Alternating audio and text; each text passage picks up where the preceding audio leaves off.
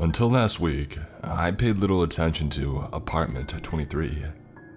I knew that an older Japanese man lived there. He sang something. I had seen his family stop by occasionally and drop off groceries, or just to check and make sure that he was alright. And then on Monday, right before Christmas, I walked out my front door and noticed that his door was completely sealed up by chains and wooden boards, nailed on either side, preventing any entry. I scratched my head in curiosity, wondering why I hadn't heard anyone in the hallway the night before. I knew that I was a heavy sleeper, but the amount of effort that had been put into sealing up his door was odd. Still, I tried not to think about it that much. I figured that he must have passed away and the super was going to clean his flat soon, and didn't want anyone to go in during the process. Maybe there was bed bugs or mold or something. I knew the building had problems with that before. I didn't realize there was a problem until I got home from work that evening and noticed that his family had stopped by, and they were shouting in their native tongue through the door, as though expecting a response. To my surprise, Mr. Heesung responded. I think I dropped my keys in surprise as I was right behind them, causing his daughter to notice me. "You, neighbor to father, yeah?" she asked.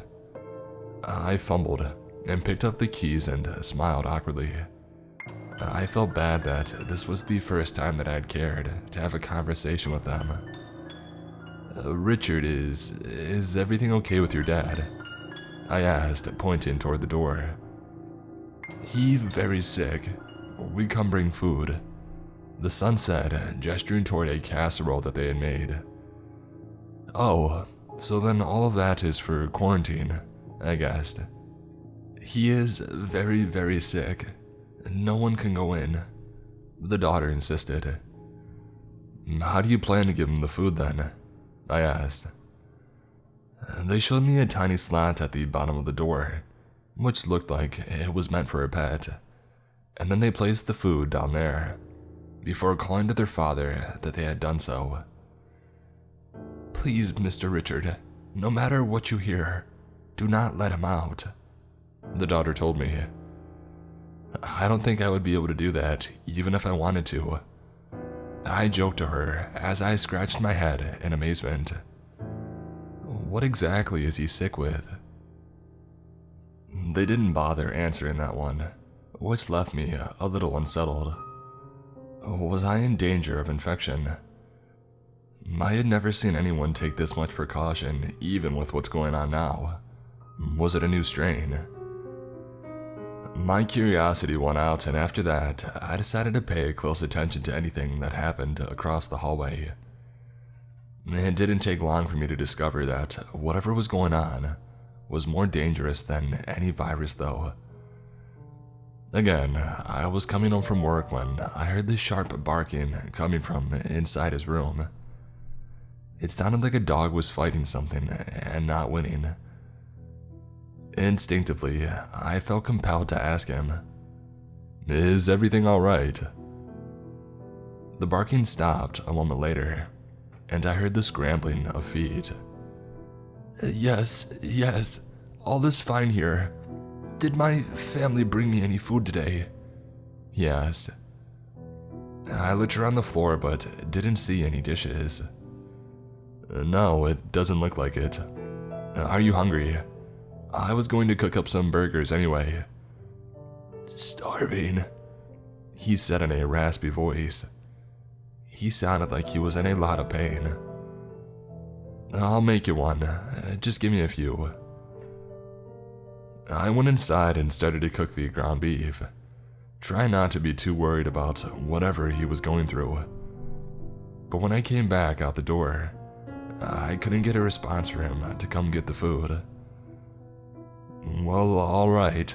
I'll just leave it down here then," I said, setting the plate down near the slot in the door. A moment later, his hand snatched out, grabbed a hold of the plastic, and swung the food inside within mere seconds. It was so jarring, it caused me to shout in surprise. "Well, you're welcome," I said nervously as I heard the low growl of the dog again. My mind replayed the scene over as I returned to my own flat. His arm hadn't looked human. What the heck was happening to this old man? The sounds got worse after that, growling and screaming, worse than anything I had ever heard before. A few of the other neighbors were starting to complain, but it seemed like the super didn't want to cause any trouble. "Whatever this is, it isn't natural. Best to just leave it alone," he told all of us. Unfortunately for me, that was easier said than done. When every time I passed his door, I heard Mr. Heesong begging for help. "Please, please open the door. You must help me. If you have any decency at all, I need to just go," he shrieked. One morning, I saw his 2 children approach, this time with what appeared to be a large jar, and I had enough, demanding answers. "It's been almost 5 days. Your father needs medical attention, or some kind of help. He sounds like he's dying." The 2 exchanged worried glances. "We appreciate your concern, Mr. Richard, but this is a family matter. You should no longer involve yourself," the daughter told me. "It's not just me. The whole apartment is talking. The super won't do anything, but if you don't take action soon, I'll call the police," I warned them. The 2 siblings bowed respectfully, placing the jar near the middle of the hallway and commenting, "All will soon be resolved, Mr. Richard. Please trust us." They ran down the stairs before I got a chance to scold them again. In frustration, I kicked the jar over. 1,000 angry hornets and beetles skittered out on the floor, festering over one another as a swarm. I stepped back in awe, watching as the insects fought one another, making low buzzing noises as the hornets stung at the smaller insects, and the beetles fought hard to bite back. Was this what they planned to feed their father now? Had he completely lost all sense of humanity? After a few more seconds of watching only one insect, a large torn beetle seemed alive in the massive bugs, and a snarl from Mr. Heesong's door brought me back to reality. The rest of the bugs seemed to form one solid, fluid mass as I watched in fascination, and then I watched Heesong's long bony arm reach out from the slot, desperately trying to reach the bugs. "Please, Mr. Richard, you must help me out," he begged again.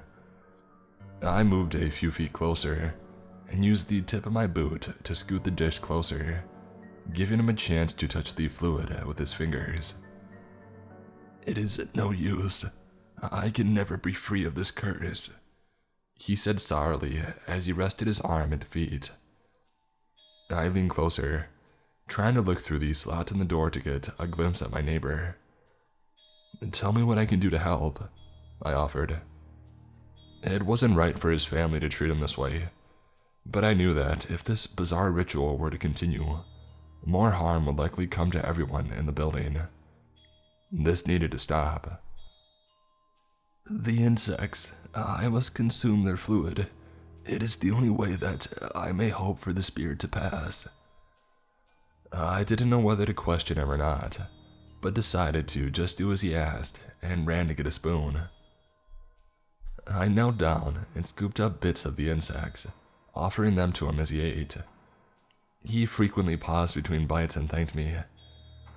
"I simply must get out of here.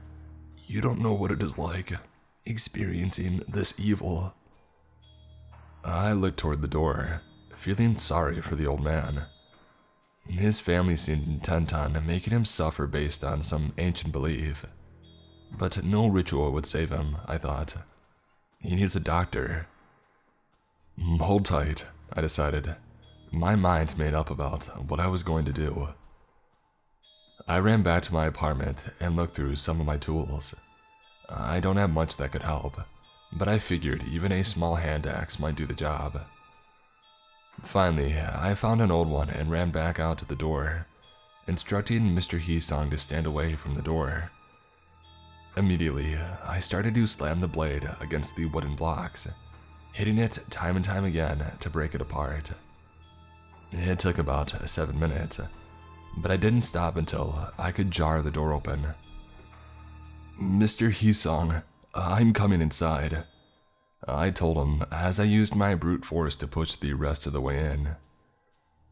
As soon as I got inside, the first thing that hit me was the overwhelming smell. It was as though something had died in the apartment. And then I saw exactly where it was coming from in the center of his room. There was a circle of stones leading up to what looked like the head of a dog. I couldn't see anything except for its swollen red tongue and gray fur. Yet somehow, despite not having a body, the creature opened its piercing black eyes and stared straight at me. It felt like I was looking into its soul. I started to feel this warm, heavy sensation of pain against my chest, and I dropped the axe and stumbled backward. My vision was growing blurry, and I could hardly make out the naked figure of my neighbor chained to the wall. Heesong looked like skin and dried muscle attached to a bony outline, as though he had spent the last few days starving himself. As I slipped down to the floor, I could hear him repeating some strange chant in Japanese, and my head suddenly felt very dizzy. And then the entire room began to spin. It was a blur for me after that. I heard the muttering of voices as his family came, trying to decide what to do with me. I heard the whine from the bodiless dog as they fed it the final insect from that weird copper jar. And then I felt them drag me back across the hall to my own apartment. When I woke, I was shirtless, covered in sweat, and felt extremely dizzy. Immediately, I ran to the door to confront Mr. Heesong, but all evidence of his apartment ever being sealed up now had been cleared away. He was standing there, looking much healthier than he had for the last week, and humming to himself when he saw me. "Ah, Mr. Richard, I wanted to thank you, my friend, for helping me recover this past week. This virus was a nasty business," he told me. As he unlocked his door, I looked in the apartment for any sign of the horrible things that I had seen before my blackout, and scratched my head in confusion. "I'm sorry. All of it feels like a lifetime ago for some reason. Are you okay now?" He smiled and laughed.